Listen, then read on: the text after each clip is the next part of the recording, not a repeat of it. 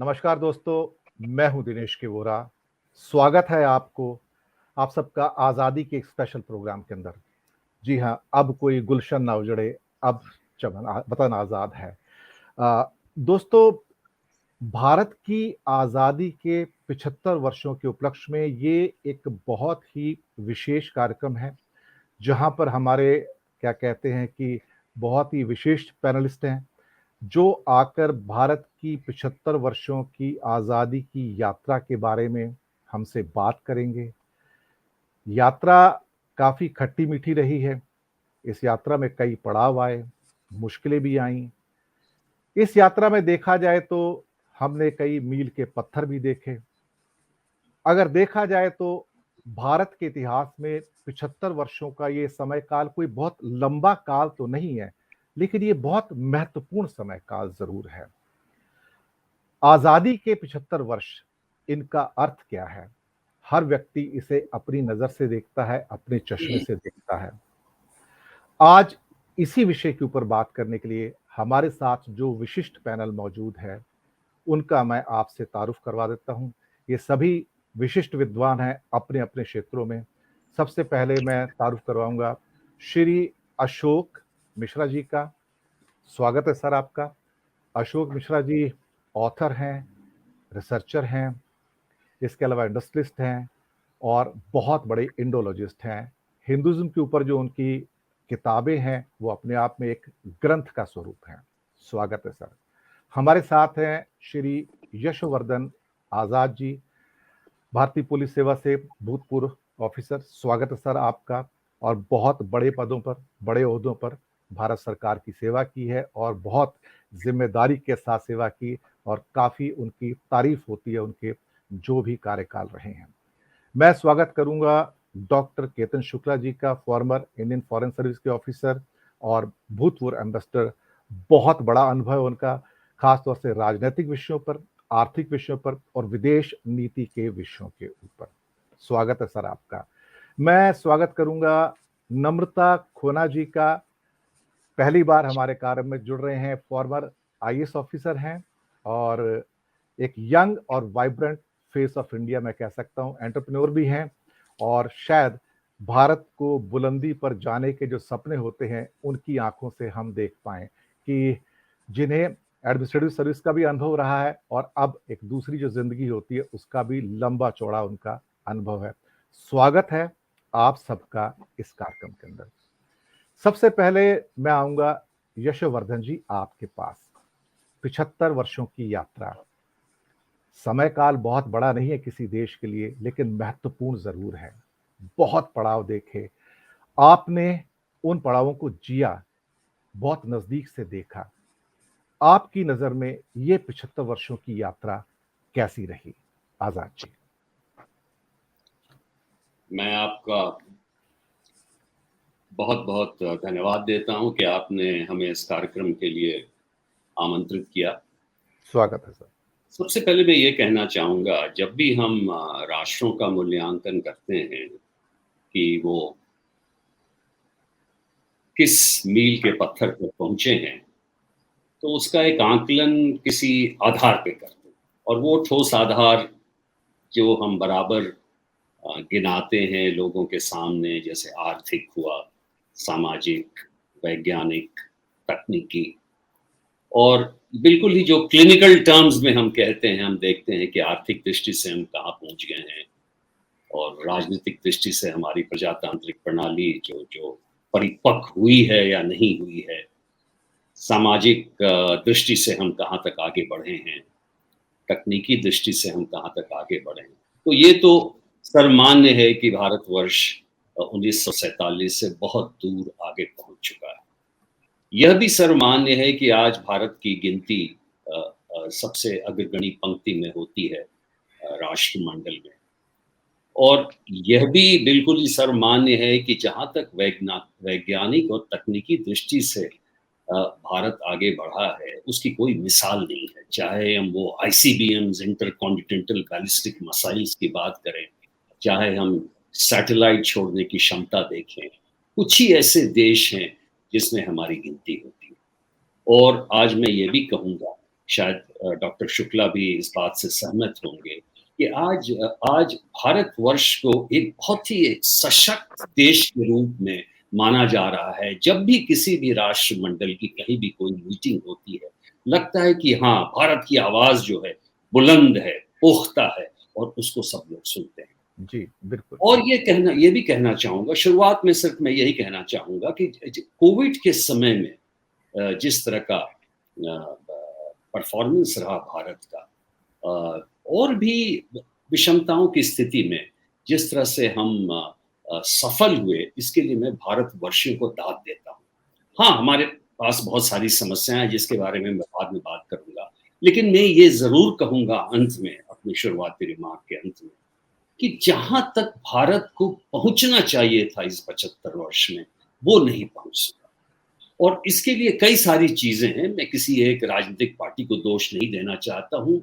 ये एक एक सर्वविदित एक तरह की ऐसी विषमताएँ हैं भारतवर्ष में, जिसके लिए सभी ज़िम्मेवार हैं और जिसे हम अगर अभी दूर नहीं करेंगे, तो ये हमारे लिए एक समस्या बन जाएगी। मैं समझता हूँ कि आज जब आर्थिक दृष्टि से हम छठे नेशन हैं, जो 5वें पे होना चाहिए था, ब्रिटेन के पहले, हम बहुत कुछ कर सकते थे और मैं समझता हूँ कि अगर हम अपने आबादी से इतने दबे नहीं रहते, जो 1.4 बिलियन, जिसे लोग गलत कहते हैं कि एक रिसोर्स है, हमारे लिए एक कर्ज है, जो कि हम 80 करोड़ लोगों को राशन दे रहे हैं।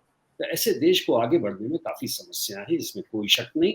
लेकिन मैं ये अवश्य कहूँगा कि भारतवर्ष में 20% लोग ऐसे हैं, जो इतने गुणात्मक हैं, जो इतने ब्रिलियंट हैं कि जिनके सहारे बाकी 80% पीछे चल रहे हैं। और ये भारतवर्ष ही ऐसे हैं जो हमें आगे बढ़ाएँगे और हमें आशा है कि ये जो यूथफुल पॉपुलेशन है, जिसको आज नम्रता जी जिसका प्रतिनिधित्व कर रही हैं, वो हमें ज़रूर अपने टैलेंट से, अपने अपने शेयर डायनामिज़्म से भारतवर्ष को ज़रूर आगे बढ़ाएँगे। एक प्रश्न और पूछना चाहूँगा आज़ाद जी कि भारत की इस प्रगति में सिविल सर्विसेज़ का बहुत योगदान रहा है। हालाँकि कई बार उसकी आलोचना भी होती है। आप भी एक सिविल सर्वेंट रहे हैं। आप सिविल सर्विसेज़ के रोल को भारत की प्रगति के पथ पर किस रूप में देखते हैं? देखिए, इसमें कोई शक नहीं है कि अ, भारतीय सिविल सर्विसेज़ का योगदान बहुत ही ज़्यादा रहा है, इसमें कोई शक नहीं। जी। लेकिन ये भी सही है कि सिविल सर्विसेज़ में फिर वही मैं कहूँगा कि हर वर्ग में 30% ऐसे ब्रिलियंट सिविल सर्वेंट्स हैं, जिन्होंने अपने स्टील फ्रेम को बाकायदा बरकरार रखा है। हमारे डिप्लोमैट्स एक से एक ब्रिलियंट है, मैं उनको दाद देता हूँ। जितनी भी किताबें आप श्याम सरन जी से लेके, तलमीज़ अहमद से लेके, किसी टीसीए राघवन की ले लें, इनमें से काफ़ी मेरे बहुत अच्छे दोस्त हैं। तो इसमें कोई शक नहीं कि हम ब्रिलियंट आईएएस ऑफिसर्स हैं, इसमें कोई शक नहीं। लेकिन जो ये व्यवस्था है, उसमें सिविल सर्विसेज का जितना योगदान होना चाहिए था, वो नहीं हुआ। ये मैं अवश्य कहूँगा और इसमें हमारे ऊपर ही बहुत सारे दोष हैं। चाहे वो भ्रष्टाचार हो, चाहे वो राजनीतिक पार्टियों से मिलकर कार्य करना हो, चाहे चाहे मैं ये भी बताना चाहूँगा कि हर प्रदेश में 10% आईएएस ऑफिसर की पूछ होती है, जो कि राजनीतिक एग्जीक्यूटिव के क्लोज रहते हैं। बाकी जो इतने अच्छे 80% रहते हैं, वो ऐसे ही काम कर रहे हैं और अपना समय गुजार रहे हैं, क्योंकि उनके पास कुछ करने की। तो इसलिए सिविल सर्विस में सुधार की आवश्यकता है, बहुत ही ज़्यादा आवश्यकता है और जो उनमें से बहुत ही अच्छे सिविल सर्वेंट्स हैं, वो अपना योगदान दे रहे हैं और शायद उसी योगदान के चलते भारतवर्ष भी अडिग है, स्थिर है और आगे बढ़ता है। जी, बिल्कुल। बहुत महत्वपूर्ण बातें कही आपने। मैं अशोक मिश्रा जी आपके पास आना चाहूँगा। आप बहुत पुराने समय के बनारस हिंदू यूनिवर्सिटी से आप इंजीनियर्स बन के निकले, उसके बाद आपका योगदान बहुत सारे क्षेत्रों में रहा, रिसर्चर भी रहे, राइटर भी रहे, आपको बहुत सारी भाषाएँ भी आती हैं, फ़ारसी भी आती है, जैपनीज़ भी आती है, वाह! और मुझे लगता है कि बहुत क्या कहते हैं कि विद्वता की एक पराकाष्ठा मैं उनको गिनता हूँ और गुरु मानता हूँ उनको अपना। आप अशोक मिश्रा जी इस यात्रा को 75 वर्षों की किस रूप में देखते हैं? क्योंकि आप जिस रूप में देखेंगे, शायद हम उसे उस रूप में ना देख पाएँ। तो आपका जो चश्मा है, उस भारत को किस रूप में देखता है? बहुत लंबी यात्रा आपने देखी है आज़ादी के बाद की। दर्शकों के लिए आपके विचार। अ, मैं सभी से निवेदन करूँगा, हम 7 से 8 मिनट का इस चक्र को रखेंगे और दूसरे चक्र में 2 से 3 मिनट रखेंगे ताकि समय सीमा में पूरा कर सकें। तो ये 7 से 8 मिनट का चक्र रहेगा, अपनी बात पूरी आप कर लीजिए इसके अंदर। वोरा जी बहुत-बहुत धन्यवाद मुझे स्वागत है सर, स्वागत इस है आपका। कार्यक्रम में बुलाने का। आपके प्रश्न पर मैं आता हूँ सीधा। तो एक चीज़ बहुत छोटी-सी है, वो मैं कह दूँ। मैंने बनारस हिंदू यूनिवर्सिटी से नहीं, इलाहाबाद विश्वविद्यालय से सॉरी, पढ़ा मैं माफ़ी चाहता हूँ। जी, नहीं, बिल्कुल नहीं। वो Doesn't matter. आपको याद भी रहता है, पर पता नहीं अभी आपने कैसे कह दिया। तो और जिस हॉस्टल में मैं पढ़ा हूँ, उसमें भर्ती होने का केवल एक उद्देश्य रहता था कि कैसे सिविल सर्विस में आए। और मुझे जी। भी वहाँ इसीलिए भेजा गया, coming from a family of civil servant, कि जी। पढ़ लिख करके और सिविल सर्विस ज्वाइन कर लो। जी। Anyway, but that was way back in 66। जी। तो देखिए, मैं 3 चीज़ों को गेम चेंजर्स समझता हूँ। जी। और वो तीनों चीज़ें ऐसी हैं कि जब मैं उनके बारे में सोचता हूँ, I always feel so happy and so proud जी। To be part of this country. जी। I was born incidentally in 47, oh! Wow. the year India got freedom. जी। अब जो पहली चीज मैं समझता हूँ बहुत बड़ी, जिसने हिंदुस्तान को, जो हम लोग आज देख रहे हैं, ये हिंदुस्तान बनाने में बहुत बड़ा योगदान दिया, वो था ग्रीन रेवोल्यूशन। जी। कोई भी कंट्री जो खाने के लिए मोहताज हो, और ये हम लोग थे जी। Before green revolution. हम लोग PL 480 में अमेरिका से सी शिपमेंट से गेहूं आता था, और वो गेहूं पूरे हिंदुस्तान में डिस्ट्रीब्यूट किया जाता था। उस गेहूं पे बहुत क्रिटिसिज्म भी होता था। यही वो समय था जब एक दफा हम लोग को नारा दिया था, मेरे बड़े प्रिय प्रधानमंत्रियों में वो एक हैं, लाल बहादुर शास्त्री जी ने, जब कहा था कि जय जवान जय किसान, और जब उन्होंने कहा था कि let's skip one meal a week, that was to get over the most terrible food crisis that India was facing at that time. अब वही कंट्री सरप्लस हो गया है, इतना सरप्लस हो गया है कि हम लोग को अनाज रखने की जगह नहीं है। इट इज अनदर थिंग कि we never developed modern technique of silos and other things, कि वो खाने का अन्न जो है वो सड़े ना FCI में, वो दूसरी चीज है। पर we became surplus country from a country which didn't have enough to eat. And I think that was a turning point. That was a very important point in our journey. जी। जी। जो दूसरी चीज मैं उतनी ही बड़ी या शायद उससे भी बड़ी मानता हूं, वो है सोसाइटी एज अ होल। इस लंबी जर्नी में एक ऐसा समय आया कि हर तबके का आदमी सोचने लग गया कि एजुकेशन इज इंपॉर्टेंट। और इतना विजिबल चेंज है वो।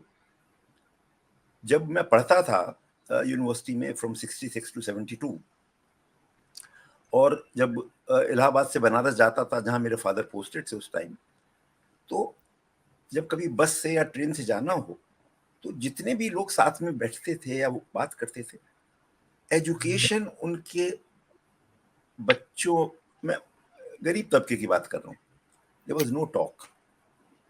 आज जब आप उस इलाके में जाएंगे, हर इंसान अपने बच्चे को स्कूल जरूर भेजता है, और प्रेफरेबली वो convent.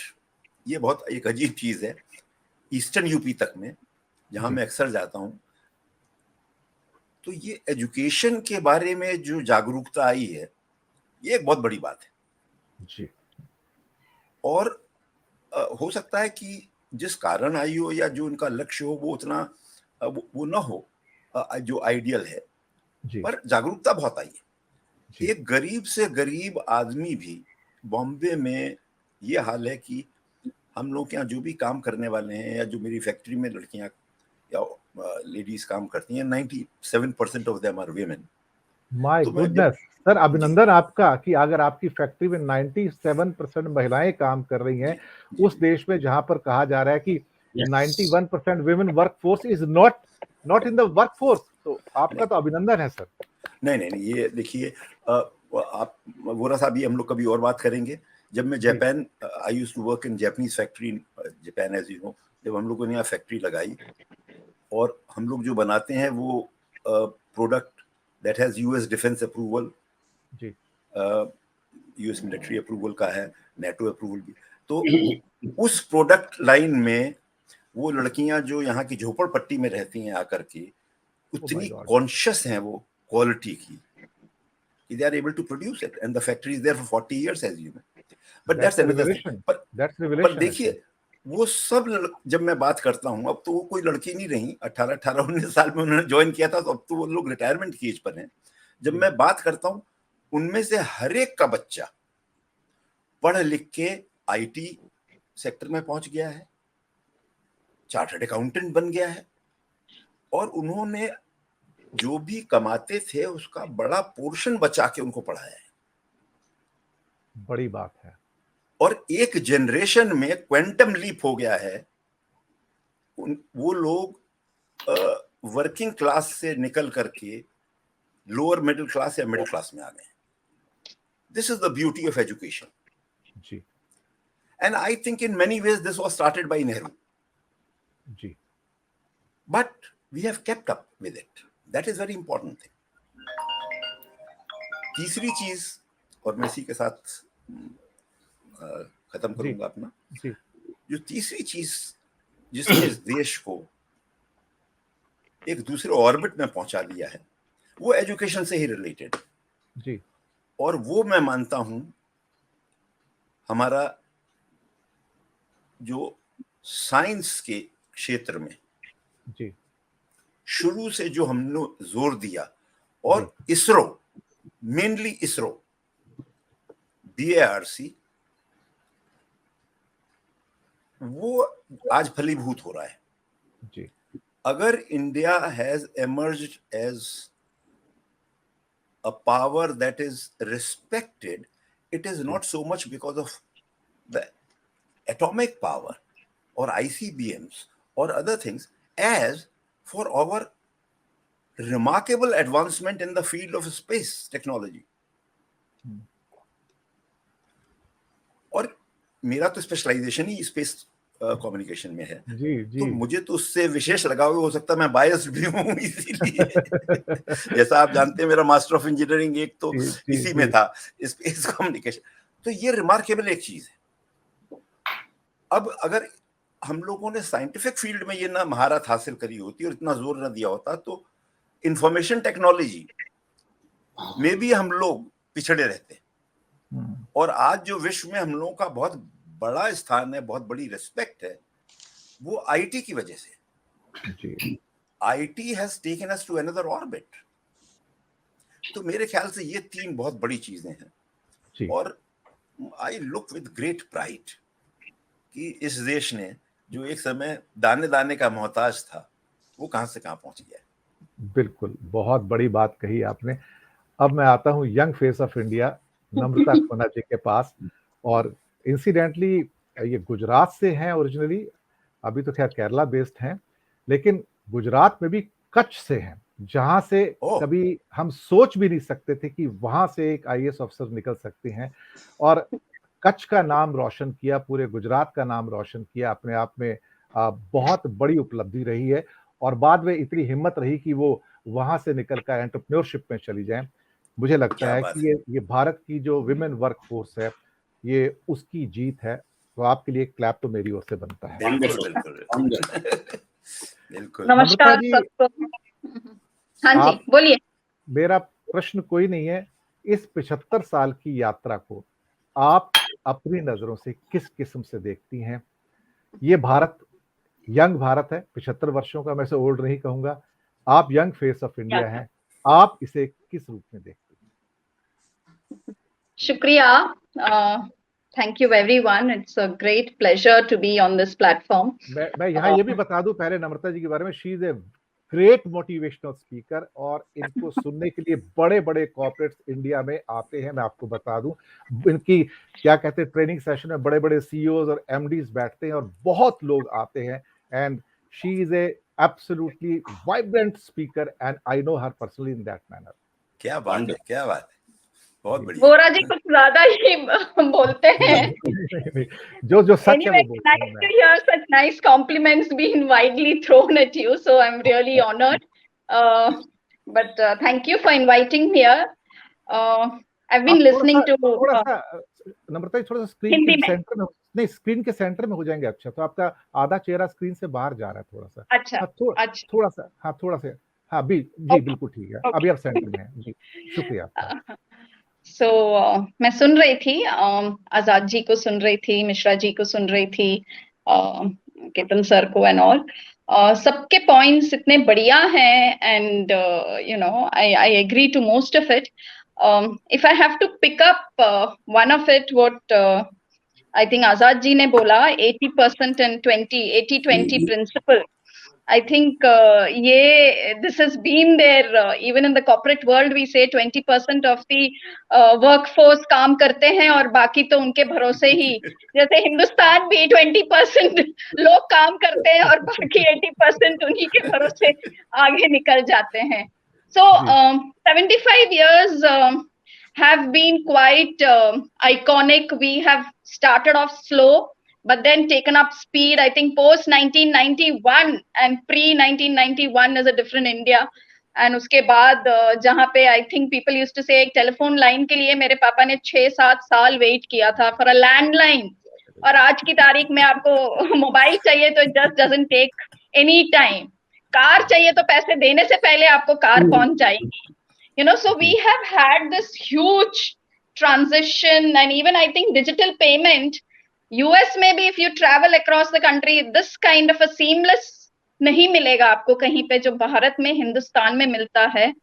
So definitely very very proud of the fact that thank God I was born in India. Thank God, you know, those things apart, 75 years तो ठीक है, मैं I'm more interested in the next 25 years. 100 साल जब हिंदुस्तान होगा, will we be able to celebrate and say yes, today we are a developed country? That is my concern. I think by the time we are 100 years old, 20% of our population will be aged, you know, which I mean total India's population lenge to, so we will have to serve, we will have to care for that population. India ने जो achieve किया, I think हमारी dependency ratio भी बढ़ जाएगी. I mean change, because as of today of course we are a young nation, aspirational nation हम, you know, but 100 साल में क्या होगा? So I am little worried about that, because I think somewhere we have missed the bus about have we actually a developed country. जो कभी कभी मैं वो जो पढ़ती थी 5-year प्लान, मुझे लगता था ये जो 5-year प्लान इंडिया करती है बड़ा शॉर्ट टर्म है. It is more of a 5 साल का इलेक्शन, यू नो, हम कंप्लीट करेंगे तो हमको कुछ. But for a country when we say 75 is young, तो we need plans that will take us to a developed country. Of course Abdul Kalam ने काफी कुछ किया था इसमें, बट पर से ऐसा कोई प्लान गवर्नमेंट की तरफ से मैं नहीं देख पा रही कि जहां पे we work. Of course health sector में काफी कुछ हो रहा है, स्पोर्ट्स में अभी वी हैव गॉट 61. तो but in tandem we are not working, and I hope के 100 साल में, I don't know बाकी लोग क्या बोलेंगे, but this is my dream that I can say that I'm living in a developed country. ये developing country बचपन में भी स्कूल में वही पढ़ती आई हूँ. I don't want my daughter also to go to school, and we are a developing country. ये कब होगा कि हम कह सकते हैं कि हम एक developed nation हैं? So that is my take on this. 75 years has been fantastic. बहुत ही अच्छा रहा है, काफी कुछ हम अचीव कर पा रहे हैं. In fact my father-in-law is visiting me now. He's a war veteran, and जब भी न्यूज देखते हैं, कुछ देखते हैं, कहते हैं दुनिया वाकई बदल गई है, बहुत ही बदल गई है, एंड काफी कुछ चेंजेस आ गए, अच्छे के लिए आ गए हैं, no doubt. But we are not there yet. We really need to work hard. We really need to, reach to that stage where we are superpower. Of course, जो I think मिश्रा जी ने अभी बोला कि it is not just because हम technologically advanced हैं या space में हमें उसके वजह से हमें ये इज्जत नहीं मिल रही दुनिया में. There is certain values that we have for which we are being respected across the country. I think कल के न्यूज़पेपर में पढ़ रही थी कि मोदी जी और पोप को मिला के एक पैनल बनाइए और जो भी वॉरिंग कंट्री है उनको एक सोल्यूशन पे डाल के come out with a solution. So if Pope and Modi ji has been given the same stature by some of the, I think किसने प्रपोज किया मैं भूल गई वो, मैक्सिको से आया शायद, मुझे लगता है मैक्सिको से मैं कल ही पढ़ रही थी. तो I mean हमारा stature has really gone high. बहुत खुशी होती है ये सब पढ़ते हैं हम, बट ये डेवलप्ड कंट्री हम कब बनेंगे? That is my question. And I hope 100 years के हो जाएंगे हम, तब हम बन पाए, डेवलप्ड. या I live in a developed country. आपके हिसाब से वो मिसिंग लिंक्स क्या रहे हैं 75 इयर्स में जो हमको पीछे ले गए, आगे ले जाने में मदद नहीं की? वो मिसिंग लिंक्स क्या हो सकते हैं? तीन चीजें जी. एक, मुझे लगता है I am more concerned about my rights than my duty as a citizen. So then it is more about what the nation can do for me than what I can do for the nation.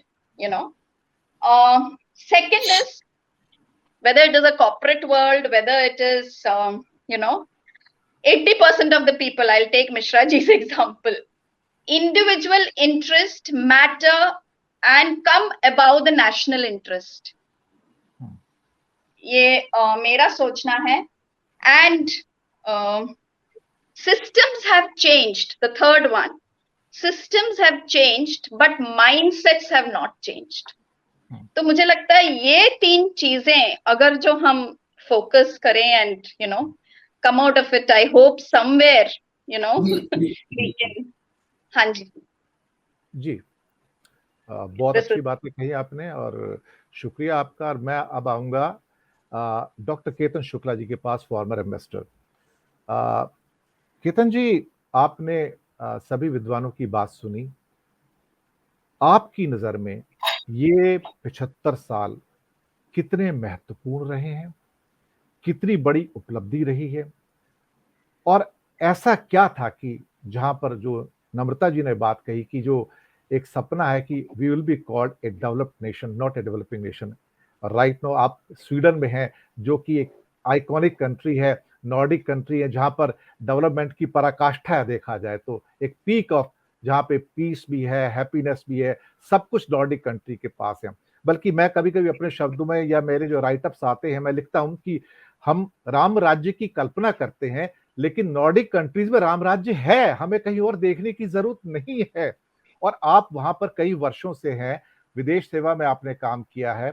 इसके अलावा क्या कहते हैं कि कई देशों में आप राजदूत भी रहे हैं भारत के. आप इस 75 वर्षों की यात्रा को कैसे देखते हैं? सबसे पहले मैं आपको बधाई देता हूं और दर्शकों को 75 साल में उनके लिए. एक संस्कृत में है, अनो भद्रा क्रतवोय अंतु विश्वतः, let all good thoughts and good thing comes to you in 75 year.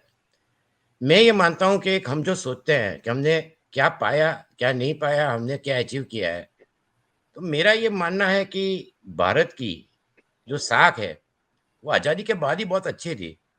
सभी चीज़ें तो दुनिया में हुई और हमारी जो इमेज है वो काफ़ी अच्छी है, पहले से ही है। तो हम ये जो सोचते हैं कि हम डेवलपिंग क्या नहीं है।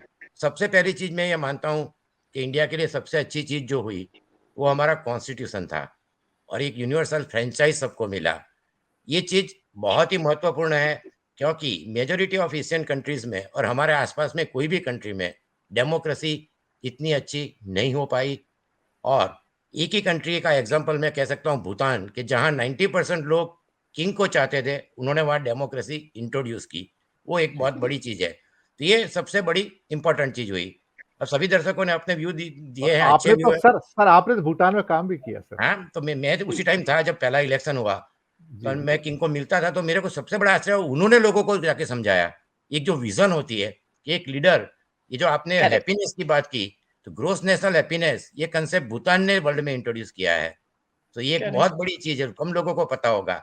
तो ये एक जो चीज़ है कि वहाँ के लोग और वहाँ काफ़ी अच्छा है, उनकी डेवलपमेंट बहुत ही अच्छी हुई है। एक बार किंग से बात कर रहा था कि ये आप इनको सबको तो आराम से $1000 दे सकते हो। कहता है लोग काम करें वो ज़्यादा इम्पोर्टेंट है डॉक्टर। सो ये आप देखिए कि एक लीडर एक कंट्री को कहाँ से कहाँ पहुँचा सकता है। अब हम आगे बात करें तो मैं आपको एक पैनोरामिक व्यू दूँगा कि क्या जो काफ़ी टॉपिक कवर हो गए हैं। तो सबसे पहली चीज़ तो मैं कहता हूँ कि जो हमारा एक यूनिफिकेशन किया सरदार पटेल ने, बहुत अच्छी चीज़ कि जो बहुत ही मायना रखती है, वो थी एक तो ब्यूरोक्रेसी कि जो आयरन फ्रेम थी, पर वो मेहरौली के आयरन पिलर जैसी नहीं निकली कि जो 4000 साल थी, 2000 साल के बाद भी चंद्रगुप्त मौर्य पर वो काफ़ी चीज़ें उसमें हैं। पर उसमें भी आज़ाद जी ने जो कहा उसमें मैं एक चीज़ कहना चाहता हूँ, उन्होंने 10% कहा, मैं कहता हूँ कि 60 टू 70% बहुत ही एफिशिएंट होते हैं। 10 पर उसमें जो 10% जो चला रहे हैं, वो उनको काफ़ी सैक्रिफाइस करना पड़ता है। और ये चीज़ जो हमारे कंट्री में बाकी कंट्री की तरह होती है, अब आपने देखा होगा कि ट्रम्प के वहाँ एफबीआई वाले पहुँच गए, तो मैरी गार्लैंड जो है वो एक ज्यू है, उसको सुप्रीम कोर्ट जज नहीं बनने दिया, पर इतना उसने कॉपी बुक स्टाइल में काम किया है। तो एक जो ब्यूरोक्रेसी होती है वहाँ की, ये ब्यूरोक्रेसी जो कंट्री है, वो ऊपर आए हैं यूरोप, अमेरिका, जापान, तो ब्यूरोक्रेसी का बहुत बड़ा योगदान रहता है जो सरदार पटेल ने एनविजन किया था। और दूसरी चीज़ सरदार पटेल ने बहुत बड़ी की थी, वो सब स्टेट का यूनिफिकेशन किया था। तो उसमें मैं एक चीज़ मानता हूँ, उन्होंने कहा था कि मैं लैंग्वेज वाइज़ जो गुजरात के थे, मैं भी गुजरात का हूँ, नम्रता भी गुजरात की है, उन्होंने गुजरात स्टेट नहीं बनाया था। उन्होंने कहा था नहीं, लैंग्वेज के ऊपर स्टेट नहीं होना चाहिए, जो मेरे करेक्ट, ख्याल से मुझे लगता है बहुत बड़ी दुरंदेशी थी। तो ये जो आज़ादी के बाद हुआ, अब आज़ादी के बाद कई बार चर्चा होती है कि कौन प्राइम मिनिस्टर, कौन नहीं। तो सरदार पटेल ने खुद ही, उनके दोनों में मतभेद थे पर कभी मनभेद नहीं था। रोज रात को एक दूसरे को मिलते थे जब तक वो बीमार नहीं हुए। तो वो क्यों बने? तो अब इसमें आएगी विदेश नीति। नेहरू ने 1936 में जो इंटर सोशलिस्ट कॉन्फ्रेंस अटेंड की थी, उसके बाद उन्होंने जो फॉरेन पॉलिसी अडॉप्ट की, वो आज के दिन में हम कह सकते हैं सही थी, गलत थी, पर बहुत ही अच्छी थी। उन्होंने G77 और जो नाम बनाया, उनके 3 लीडर थे, नासर, टीटो एंड नेहरू। टीटो का आज के दिन में कोई वजूद नहीं है युगोस्लाविया में, नासर। पर नेहरू की जो विदेश नीति थी, वो नॉन अलाइन की थी। और वो नीति का सबसे बड़ा फ़ायदा क्या हुआ कि एक ज़माने में आपने एक कार्टून देखा होगा लाल के लक्ष्मण का, इंदिरा गांधी चल रही है, उनके पीछे 100 कंट्री के फिडेल कास्ट्रो सभी उनकी साड़ी का पल्लू लेके पीछे-पीछे चल रहे हैं। तो जो 71 वॉर पे हुआ, उसका पूरा श्रेय नॉन अलाइन्ड मूवमेंट और G77 के जो हम लीडर थे, आज के दिन में हम जो नए परिप्रेक्ष्य में, हमने कई बार चर्चा की जियोपॉलिटिकल सिचुएशन में, वो चीज़ें आज के दिन में होती तो काफ़ी काम आती, क्योंकि फिर से अब 2 दूरी बन रही है। अब नेहरू का प्रदान, तो एक रामब्रूस बैनीपुरी का बहुत अच्छा सेंटेंस है, नींव की ईंट। ये जो कंगूरे चमक रहे हैं, उसकी नींव की ईंट। तो ये नींव की ईंट डालने का काम जवाहरलाल नेहरू ने किया और उसमें कोई शक नहीं है, उनकी एक विज़न थी। उन्होंने कहा कि modern temples of India are education institute and I public sector and industry. इसका महत्व क्या है?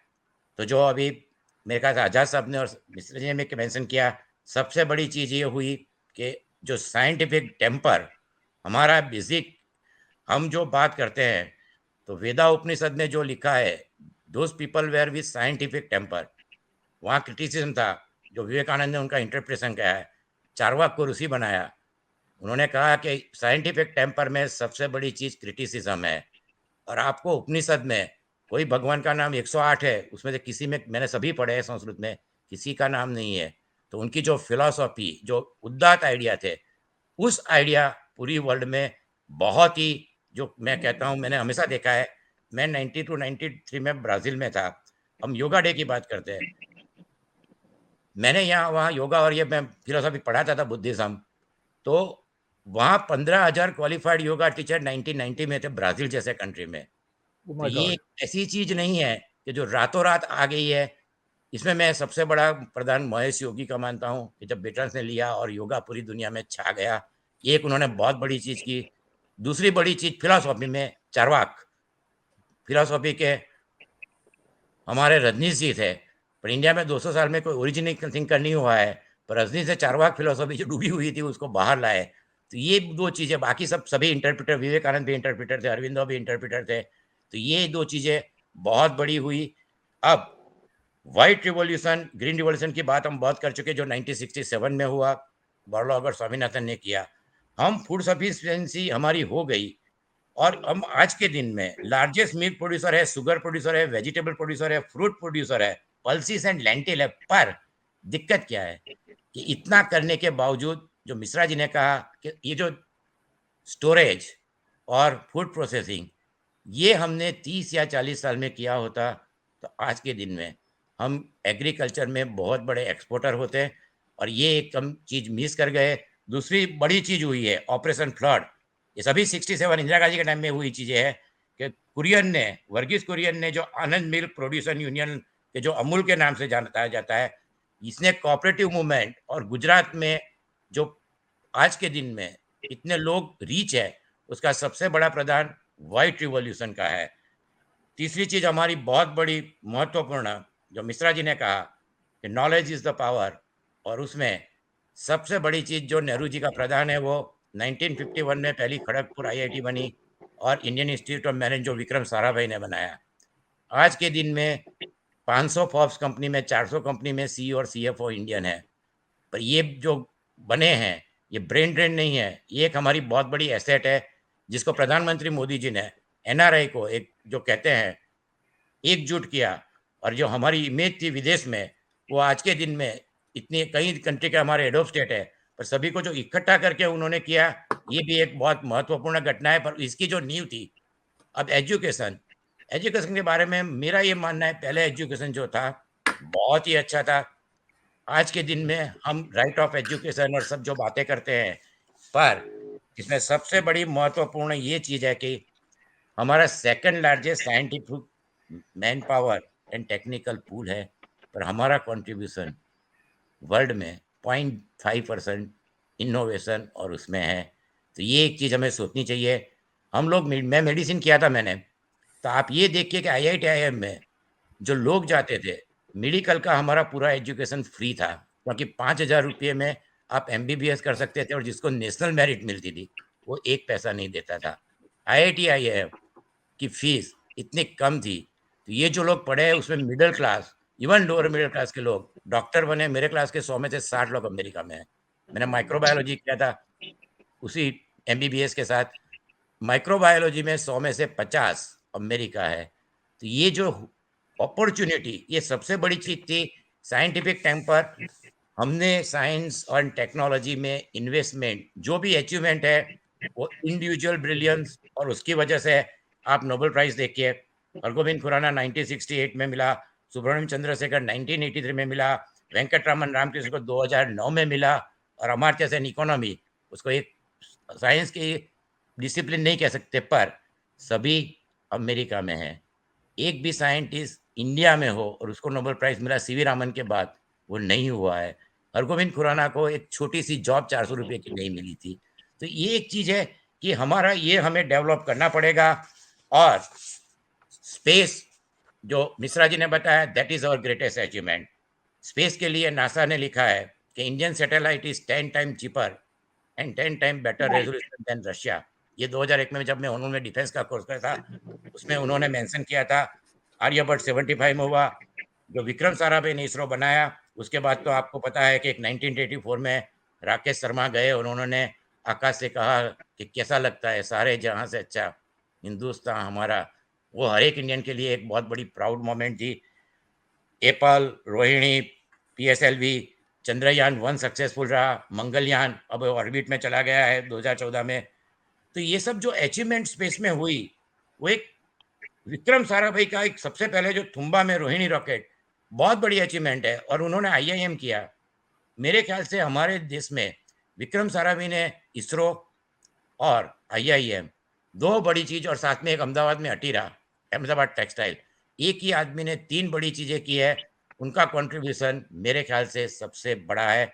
और दूसरा होमी भाभा का, जिन्होंने 1953 में सबसे पहला अफसर ऑफ रीडर बनाया, और साथ-साथ इंदिरा गांधी ने 1970 पोखरण में बुद्ध पूर्णिमा के दिन स्माइलिंग बुद्धा और पोखरण 2 हुआ। तो एक जो एटॉमिक और स्पेस दोनों में हमारा, अब इसमें मिस हम क्या कर गए कि स्पेस का हमने एक साथ 10 सैटेलाइट छोड़े थे। ये एक बहुत बड़ी अचीवमेंट थी, बहुत चीप रेजोल्यूशन था। इसको कॉमर्शलाइज करके हमें जो आज के दिन में सैटेलाइट जो चाइना जितना किया, उससे हम काफ़ी आगे थे, काफ़ी अच्छा कर सकते थे, पर वो अपॉर्चुनिटी क्यों मिस हो गई, ये अब हमारे लिए बहुत सोचने की बात है।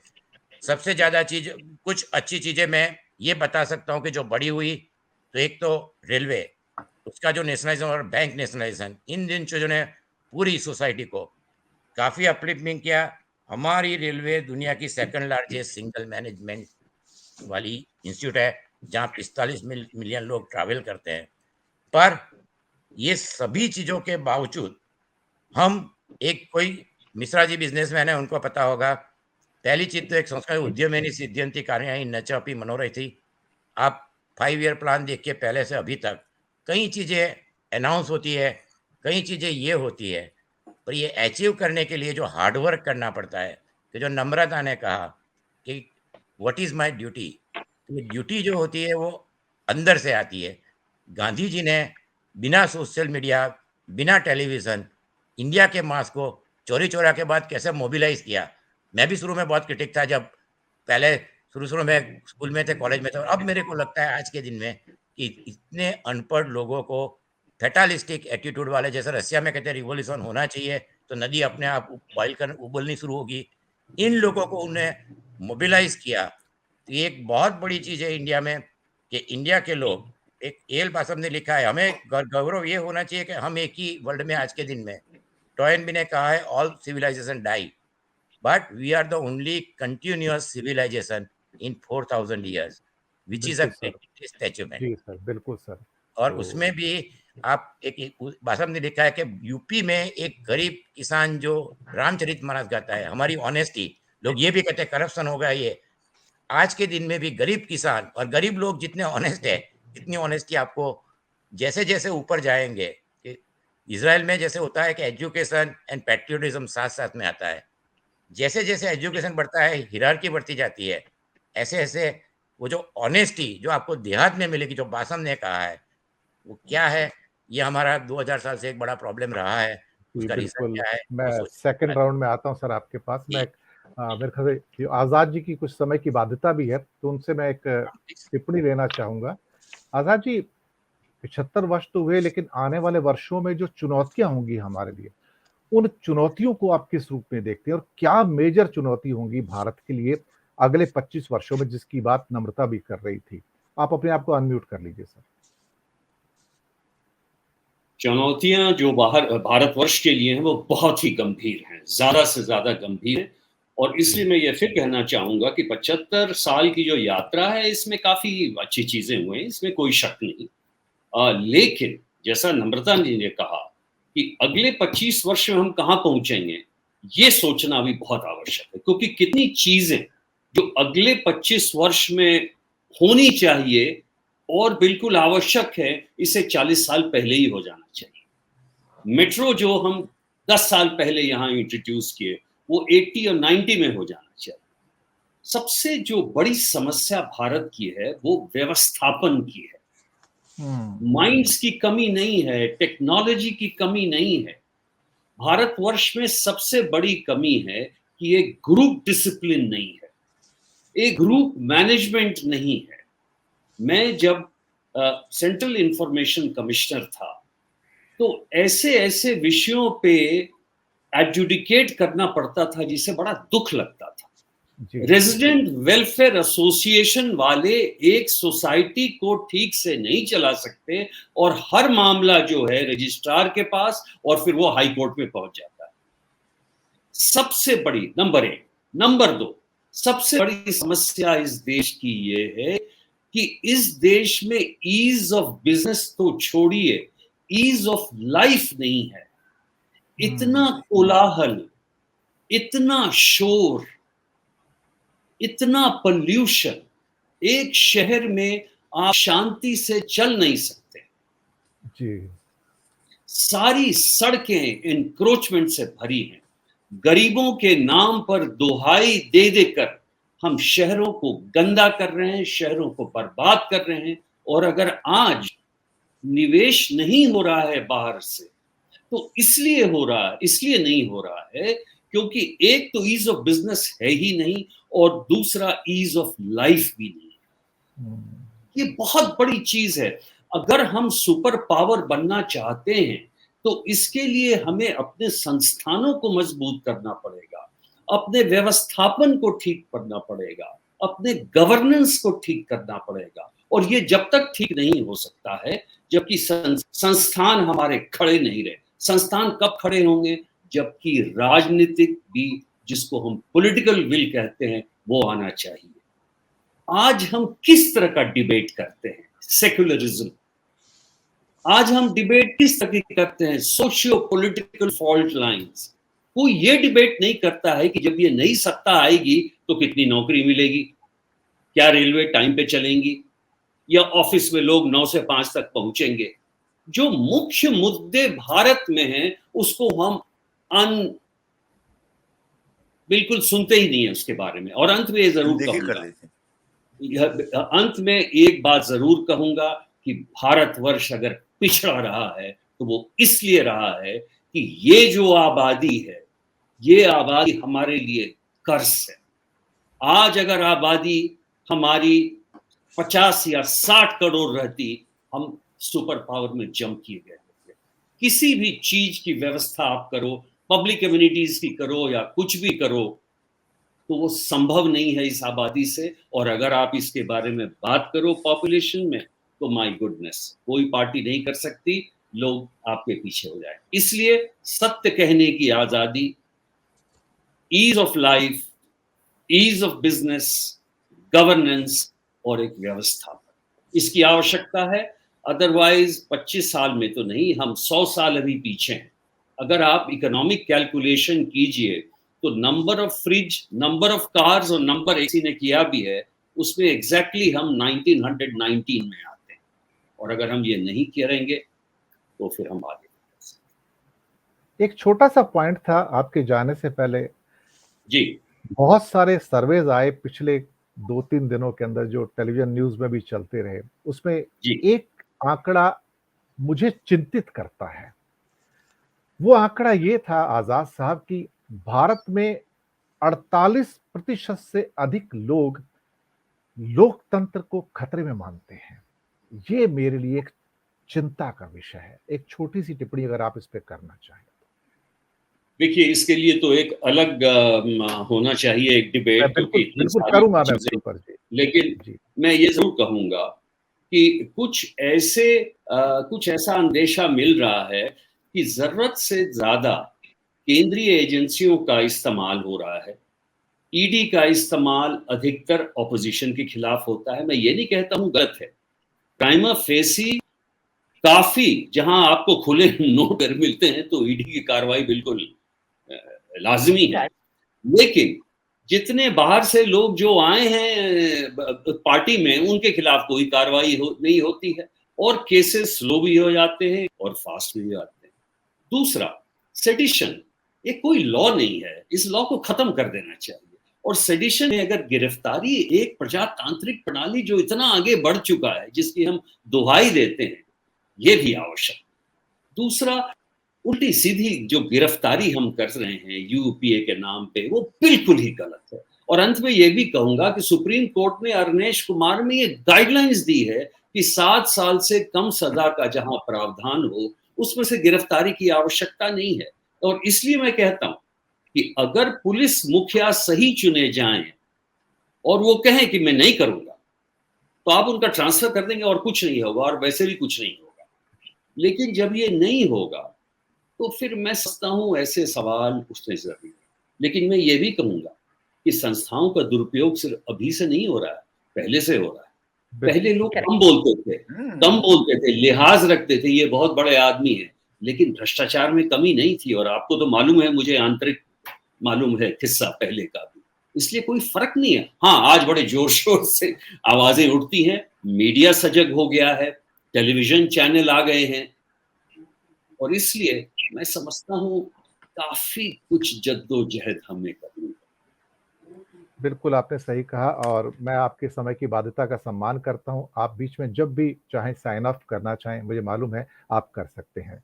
जी, बहुत-बहुत धन्यवाद, आपने कीमती समय निकाला, हमारे साथ आप जुड़े। मैं आता हूँ अशोक मिश्रा जी आपके साथ में। अशोक जी, आप सुन पा रहे हैं? तो उसके अशोक पहले जी? मैं नमस्कार कह दूं नम्रता जी को, डॉक्टर शुक्ला जी को और मिश्रा जी, जी को। अब वो जी। थैंक यू, बहुत-बहुत थैंक यू। बहुत-बहुत आभार आपका, आप हमारे साथ जुड़े, बहुत-बहुत आभार आपका। मुझे लगता है शायद चलिए मैं हैंग तब हो तक अशोक जी, आप सुन पा रहे हैं? शायद, या तो आवाज़ नहीं। अशोक जी, आप सुन पा रहे हैं? अशोक जी, आप सुन पा रहे हैं? सर, आप सुन पा रहे हैं अशोक जी, आप मुझे? हैंग हो गया है आप उनका। हाँ, अनम्यूट कर लीजिए सर, अनम्यूट कर लीजिए। नहीं, क्षमा कीजिएगा, कोई इमरजेंसी आ गई थी, इसलिए मैंने इसको जी, म्यूट कर जी, दिया था, अब हो गया। जी, जी, जी, जी, जी, जी, जी। क्षमा करें। हाँ, बताएं। नहीं, कोई बात नहीं। जी। मैं आता हूँ अगले प्रश्न के ऊपर। अभी हमने जो आज़ाद जी ने भी जो बात कही है, और आने वाले वर्षों में चुनौतियों को आप किस स्वरूप में देखते हैं? क्या चुनौतियाँ हमारे सामने आने वाले दशकों में होंगी, और उसका स्वरूप क्या हो सकता है, और कैसे हम उसको सॉल्व कर सकते हैं? ये सिंपल सा एक प्रश्न है। मैं सबसे बड़ी चुनौती जो देखता हूँ, वो देखता हूँ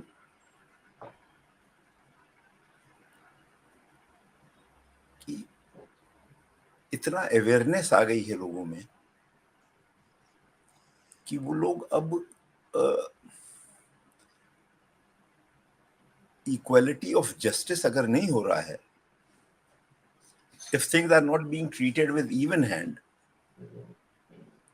वो इमीडिएटली समझ जाते हैं। जैसा अभी आजाद जी ने कहा कि अगर कोई संस्था काम कर रही है तो वो सबके ऊपर बराबर काम करे।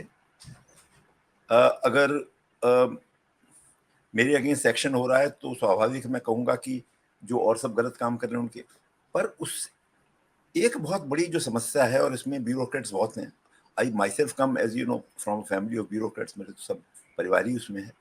पर एक चीज जो बहुत उभर के सामने आई है, वो ये है कि एक क्लास है जिनके पास पावर है, उन्होंने अप्रोप्रिएट कर लिए हैं रिसोर्सेस। अब जितने भी मैं जितने भी देशों में गया हूं और समय मैंने यहां भी बिताया है, those countries which are developed, be those in Europe or I mean America, और वहां पर इतना ब्लेटेंट शो नहीं है कि मैं पावर में हूं तो मैं यूज कर सकता हूं। मैं अगर रेलवे में हूं तो मैं अपनी पावर यूज कर सकता हूं टू गेट वीआईपी कोटा। अगर मैं एक नेता हूं तो how I can jump the queue at the airport. तो जो ये चीजें हैं, we don't, over ruling class, and I include in that our bureaucracy, doesn't have respect for law insofar as equality is concerned. अब ये एक ऐसी चीज है which which creates a lot of problem. अब होता ये, हर आदमी फिर चाहता है कि वो एक एमएलए के पास पहुंच जाए या एक डिप्टी कमिश्नर पुलिस के पास पहुंच जाए। अगर मुझे मोहल्ले में दिक्कत है तो मैं लीगल रिकोर्स नहीं लूंगा, मैं ये निकालूंगा मेरी किससे जान पहचान है, अरे मेरे मौसा तो डीसीपी हैं, उनसे कह दूंगा, वो फोन आ जाएगा तो मेरा काम हो जाएगा। ये एक बड़ी विचित्र परिस्थिति हो रही है। So we are losing faith, जैसा आजाद साहब ने कहा, in institutions. We are relying more to seek redressal of genuine problems. For that we are relying on our contacts, our relationships, and then we try to forge those relationships. अब suddenly नेता बहुत important हो गए हैं, police station पर जाके complaint करानी है कि मेरा पड़ोसी अपना घर सड़क के ऊपर ले आया है, एनक्रोचमेंट कर रहा है, तो पुलिस कोई एक्शन नहीं लेगी, मैं एक सोर्स निकालूंगा। तो जो ये है एक बहुत बड़ी समस्या उभर के आ रही है, और इसकी वजह से जो ईज ऑफ बिजनेस है या ईज ऑफ लाइफ, जैसा आजाद साहब ने कहा, बहुत ही सुंदर उन्होंने उसको बहुत अच्छे ढंग से रखा। अब उससे तो ब्यूरोक्रेसी का कंप्लीट डिस्कनेक्ट है। They do not know how to go and get the ration card renewed. Once I was sitting with my Jijaji's colleague here in Bombay in his office, and he was at that time of additional secretary's rank. अब उनको उनके घर के उसके ऊपर तेल गिर गया था राशन कार्ड पर, तो उन्होंने अपने पीए को बुलाया और कहा, अरे भाई जरा इसको ठीक करवा दो। तो उसने कहा ठीक है साहब, मैं ले जाता हूँ। तो बोले कि शाम तक हो जाएगा? तो उसका जवाब बहुत बढ़िया था। उसने कहा नहीं सर, ये तो स्टेट गवर्नमेंट के अंडर में आता है, तो मुझे मंत्रालय में खोजना पड़ेगा। That explains. Are you understanding? So this is the thing. ये जो हम लोग का है कि हर चीज में हम लोग को इवन नॉर्मल काम कराने के लिए भी एक ऐसे आदमी की जरूरत है जिसके पास पावर है, अथॉरिटी है। This is subverting the system. Absolutely. And that should go. That is one thing which makes मैं एक दफा यूके में बोर्ड मीटिंग में गया था और वहां पर फंस गया और फ्लाइट नहीं मिल रही थी। बस एक 30 सेकंड लूंगा ये बताने के लिए। तो क्या हुआ कि मैं ट्राई कर रहा था कोई भी फ्लाइट मिले और आ जाऊं, क्योंकि मुझे यहाँ बहुत इंपॉर्टेंट काम था। My father was not well perhaps. अब मुझे बुकिंग ना मिले, तो हम लोग बैठे हुए थे और डिस्कशन कर रहे थे। तो there was an Englishman sitting next to me and he heard me talk on phone. तो he said, what's your problem Ashok? I said, I am not getting any flight. He said, when you want to go? मैंने कहा preferably tonight और tomorrow morning. तो उसने कहा, let me try, my wife is executive assistant to the chairman of British Airways. So I said, John, but then it's as good as done. He said, no. She will see if something is available. Wow. Just see the reaction. That's how things should work. Now that is respect for law. And that is lacking. And unless we get that, that will be the biggest hurdle in our becoming a great nation. बिल्कुल sir, बिल्कुल sir, बिल्कुल। नम्रता जी, मैं आपके पास आता हूँ। हाँ जी। और बाद में मैं केतन जी के पास अंतिम टिप्पणी के लिए आऊंगा। कुछ चुनौतियां जो मतलब जमीनी सच्चाई अशोक मिश्रा जी ने कही है, जहां पर हम वास्तव में ही एक डेवलप्ड नेशन बन सकते हैं। और जब हम बहुत सारे सिटीज को देखते हैं, वियना हो या मेलबर्न हो या सिडनी हो, कि जिसे ईज ऑफ लिविंग के मामले में या क्या कहते हैं कंफर्ट ऑफ लिविंग के मामले में दुनिया के बेस्ट सिटीज में काउंट किया जाता है, तो कुछ ना कुछ तो उनमें ऐसा है जो हमारे यहाँ नहीं है। या फिर स्टॉकहोम या कोपेनहेगन अगर शहर हैं, तो वो क्यों इतने अच्छे शहर हैं? ऐसा नहीं कि हमारे शहर में वो चीजें नहीं हैं, पर एक सिविक सेंस नाम की भी चीज होती है, और कुछ और चीजें भी होती हैं सिंपल जिसे हम नहीं करते हैं, करना चाहिए लेकिन वो करते हैं। आपके हिसाब से वो कौन सी चुनौतियां हैं जो हमें एक विकसित देश के मुकाम पर ले जा सकती है? I think systems law है, but law is not so stringent. For example, मैं न्यूयॉर्क सिटी में जाती हूँ, अगर जो मैं अपनी गाड़ी नो पार्किंग एरिया में अगर जो पार्क करती हूँ, तो minimum it depends $300 to it can go to $2000। अगर जो हिंदुस्तान में मैं गाड़ी कहीं पे भी पार्क करती हूँ गलत जगह पे, ज्यादा से ज्यादा मुझे 500 रुपए ही देने पड़ते हैं।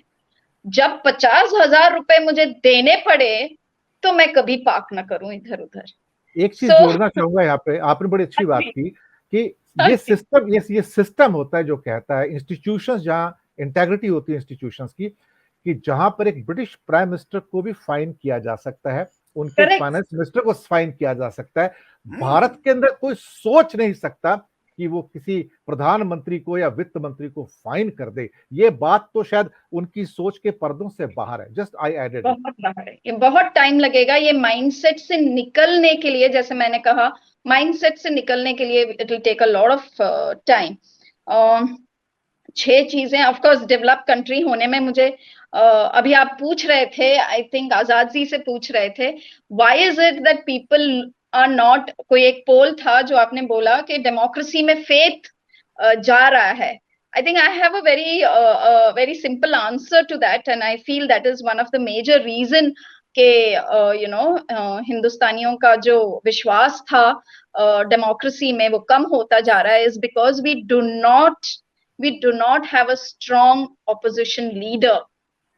अगर जो we have a good opposition, a strong personality, I think वापस डेमोक्रेसी में फेथ आना शुरू हो जाएगा। So I think that is one of the reason. और 6 चीजें which I would like to focus on, अगर जो ये 6 चीजें हम ओवरकम कर सकते हैं तो मुझे लगता है कि 25 साल में we will be called a developed country. Actually हमारे पास चॉइस नहीं है, हमें अगले 25 साल में बनना ही पड़ेगा डेवलप्ड कंट्री, एंड जो हर्डल्स मिश्रा जी ने कहा, we will have to overcome that. So I'll just quickly share what I think are the 6 big hurdles that we need to overcome to become a completely developed country. हमने I think आजादी के time पे हमारी life span या longevity जो कहते हैं was 33 years, और अभी तो डबल हो गई है, 70 साल life span, average life span you can expect people to live up to 70 years. But the flip side is हम diabetic capital of the world हैं, हम CVD उस डिजीज के कैपिटल हैं वर्ल्ड में। हमारे पास जितने पेशेंट हैं पूरी दुनिया को मिला के उतने नहीं होंगे। So that is another flip side of our healthcare system. Second is agriculture. 5 times more we produce than what we produced 75 years back. But second generation farmers कहाँ हैं? फार्मर्स के बच्चों को अगर जो आप पूछोगे क्या बनना चाहते हो, I don't think any one of them will say कि फार्मिंग लेना है। So we are losing out on this community completely. Third, we are the world pharmacy to the world. We say, but हमारा जो 70% of APIs, which is the active ingredient that goes in all the medicines, ये 70% हम import करते हैं। But of course manufacturing इधर हो रहा है तो हम कहते हैं कि we are the world pharmacy में टॉप हैं करके, लेकिन the flip side is this, that we are still dependent on importing these active ingredients from other countries to produce this. Unicorn companies, I was reading an article 2021 में 40 unicorn companies जिनकी valuation है $1 million से ज्यादा, वो हम produce कर पाए, और इस साल भी I think 19 of them have added to it. लेकिन हिंदुस्तान की सबसे ज्यादा MSMEs, उनका ग्रोथ नहीं मैं देख पा रही हूँ। अनदर थिंग इज लिटरेसी हम इंक्रीज तो कर पाए 12% से I think 75 to 77% of India population आज लिटरेट है, पढ़ लिख सकता है, but unemployment is still high. And another thing, I think हमारा world economic has come up to I think 6th or 5th position, but हमारी debt is still going up, I think 91 lakh crore. So these are some of these 6 things I think हम we say that we have done so well, but there is the other side of the coin that we need to face and address too. I think what is required today is JRD Tata जी का एक जो गोल होता था, जो भी कार्य करते थे, वो गोल हमें चाहिए विक्रम साराभाई का जो विजन था, वो विजन चाहिए हिंदुस्तान को। स्वामी विवेकानंद का जो फेथ था, you know, that 3 minutes, I think he had asked for 3 or 5 minutes at the address in Chicago, and he had, you know, so that faith we need. And of course, we need values of Gautam Buddha to actually become a developed country and be very proud to say that at the end of 100 years that we will be a developed country. Tall order. But we can hope, we can aspire, we can pray, we can work towards it. Yes. बहुत अच्छी बात कही। और मैं अंतिम टिप्पणी के लिए मैं डॉक्टर कीर्तन शुक्ला जी आपके पास आता हूँ। नम्रता जी ने खूबसूरत बात कही, कुछ वैल्यूशन की बात कही। अभी कल ही मैं केवी कामत साहब का एक इंटरव्यू देख रहा था, तो उन्होंने एक महत्वपूर्ण बात कही उसके अंदर आने वाले भारत के लिए। बोलता है आप वैल्यूशन की बात करते हैं, लेकिन उससे पहले आप वैल्यू पैदा करें। वैल्यूशन अपने आप आपको फॉलो करेगा। इंसिडेंटली जितने भी स्टार्टअप्स हैं वो सब वैल्यूशन में जा रहे हैं और वैल्यू पैदा नहीं कर रहे हैं। और शायद इस बात को कुछ और जो विशेषज्ञ हैं उन्होंने भी ये बात कही है। एक प्रश्न, इस पे तो जवाब लूंगा आपसे, एक प्रश्न और जोड़ देता हूं साथ में। जहां भारत की नीति में, चूंकि आप विदेश नीति से प्रतिदिन डील करते रहे हैं, कि दुनिया में 160 देश वन चाइना की पॉलिसी को मानते हैं। इनिशियली भारत भी मांगता था, लेकिन करीब करीब 10 साल पहले मनमोहन सिंह ने एक पॉलिसी, या कुछ 12 साल पहले उन्होंने इस पर शिफ्ट किया था और उन्होंने इसको वन चाइना पॉलिसी को एक्सेप्ट करने से मना कर दिया था और उसको अपनी कश्मीर पॉलिसी से जोड़ दिया था। अभी 3-4 दिन पहले जब जयशंकर का स्टेटमेंट आए, तो उसने वापस से मनमोहन सिंह की उस फॉरेन पॉलिसी को रिट्रेट किया है, जिसमें उन्होंने वन चाइना की पॉलिसी को एक तरह से पीछे किया थोड़ा सा। कि और आज जो स्टेटमेंट आया उसी संदर्भ में है कि कहीं ना कहीं चाइना को दूसरे की इंटेग्रिटी का भी ख्याल रखना चाहिए, जो टेरिटोरियल इंटेग्रिटी है। शायद एक किस्म से ये कहने की कोशिश की है कि हम इनडायरेक्टली वन चाइना को नहीं मानते और ताइवान को भले हमारी रिकॉग्निशन नहीं है, लेकिन कहीं ना कहीं हम उसकी आइडेंटिटी है, उसको स्वीकार करते हैं। ये भारत की नीति में एक बड़ा बदलाव है, सटल है लेकिन बड़ा बदलाव है, क्योंकि विदेश नीति में बदलाव छोटे होते हैं, महत्वपूर्ण होते हैं। इन दो चीजों पे आपकी टिप्पणी, अंतिम टिप्पणी। पहले विदेश नीति में देखते हैं, तो ये जो मनमोहन सिंह ने किया था और अभी जो स्टेटमेंट आया है, तो ये जो नई जियोपॉलिटिकल सिचुएशन चेंज हो रही है, पर्टिकुलरली यूक्रेन वॉर के बाद, तो उसमें ताइवान को खाली 8 ही कंट्री ने रिकॉग्नाइज किया है। तो ये चाहे अमेरिका हो, वो भी वन चाइना पॉलिसी को तो मानता ही है। तो इसमें दिक्कत ये है कि हम चाहे जो भी कहें, या अमेरिका कहे, यूरोप कहे, पर China is rising power, so now we have to balance our foreign policy. और ये हमारे लिए एक बहुत बड़ी अपॉर्चुनिटी है। अपॉर्चुनिटी इसलिए है कि नाटो की मीटिंग में स्टोल्टनबर्ग ने कहा, एक स्पेशल पेपर निकाला अमेरिका, कि now they will not only Russia but China also 10 years they will going to watch. तो इसमें यह है कि हमारे लिए अपॉर्चुनिटी इसलिए है कि US, America, Australia, New Zealand, Japan, quad, तो ये सब कंट्री अब एक ऐसे कंट्री के सामने देखेंगे कि जो चाइना के सामने खड़ा रहे, जिनके पास एक अच्छा आर्मी हो, और वी आर नेबर्स। तो ये हमारे लिए अपॉर्चुनिटी। दूसरी ताइवान एक इकोनॉमिक मिरेकल है। तो ताइवान में दे आर, फंड कहते हैं, they are so much rich कि they can invest and they have to diversify, क्योंकि उनकी जो सेमीकंडक्टर 60% इंडस्ट्री वो कंट्रोल करते हैं। उनकी फैक्ट्रीज चाइना में है, मेनलैंड चाइना में है, और बाकी थोड़ी अब वियतनाम में से। तो हमारे लिए एक बहुत बड़ी अपॉर्चुनिटी है। So we require very balance, pragmatic. हम किसी ग्रुप में जाए या नहीं जाए, हमें ये देखना चाहिए नेशन फर्स्ट, जहाँ कहाँ हमें ज़्यादा फायदा होगा, कहाँ से हमें इन्वेस्टमेंट मिलेगा।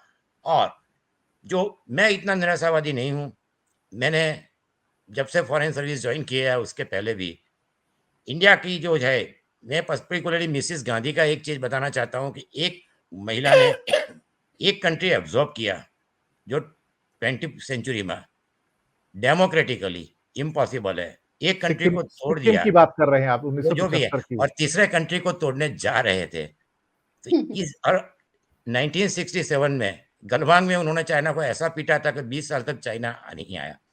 तो ये है कि हिस्ट्री में आपका चाइना का देखो 1971 का जो हुआ, उसके बाद ये हम लोग जो सोचते हैं, ये एक मुझे बड़ा आश्चर्य होता है।